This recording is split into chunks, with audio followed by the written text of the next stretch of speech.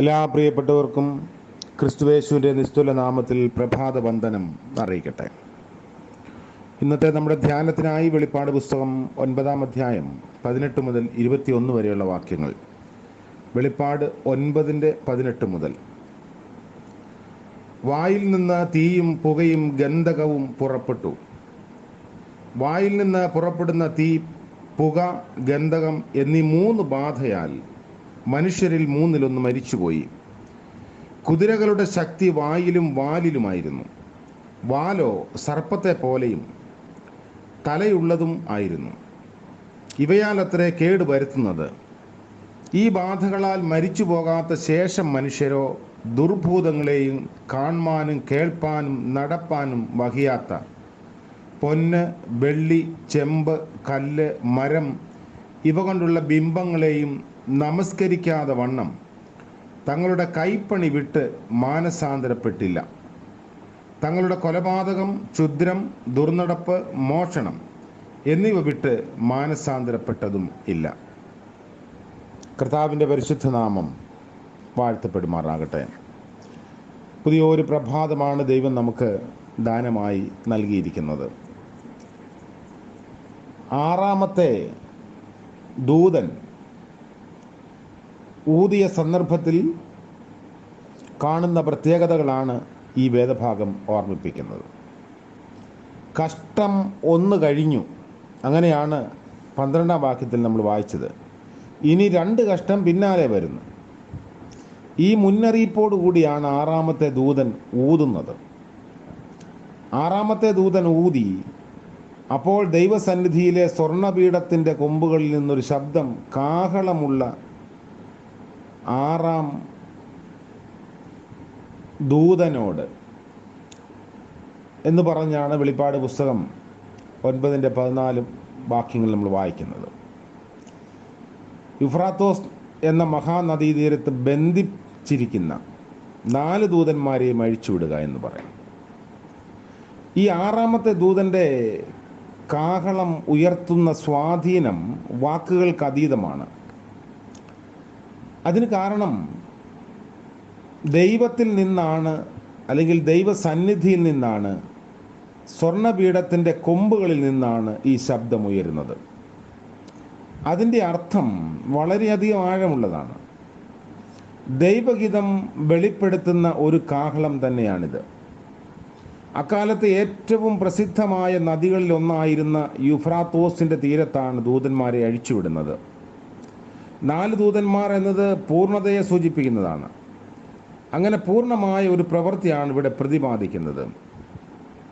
ദൈവം തമ്പുരാൻ നേരത്തെ തീരുമാനിച്ച് നൽകിയ ഉത്തരവാദിത്തം നിറവേറ്റുകയാണ് ദൂതന്മാർ ചെയ്യുന്നത്.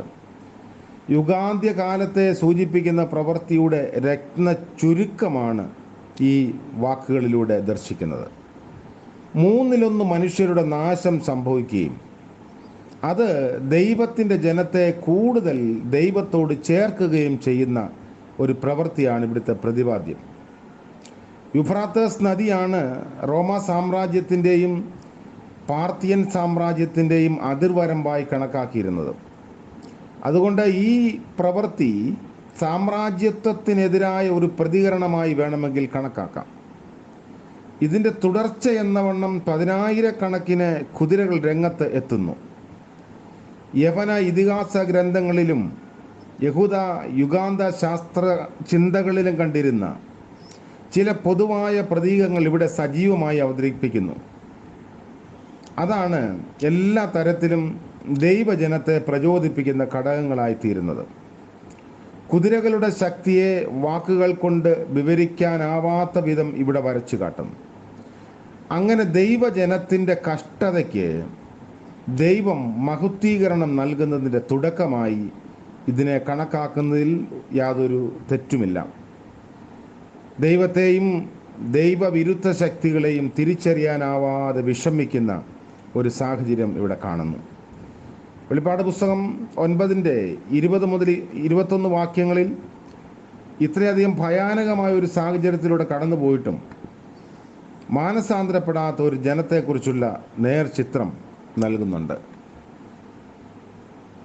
ദൈവിക സാന്നിധ്യത്തിൽ ദൈവിക സിംഹാസനത്തിൽ ഇരിക്കുന്ന ദൂതന്മാരും ദൈവശക്തികളും ഭൂമിയിൽ യേശു ക്രിസ്തുവിനെ അനുസരിക്കുന്നവർക്ക് സദാ നൽകുന്ന സംരക്ഷണത്തെക്കുറിച്ച് വളരെയധികം സമർപ്പണത്തോടു കൂടിയാണ് സംസാരിക്കുന്നത്.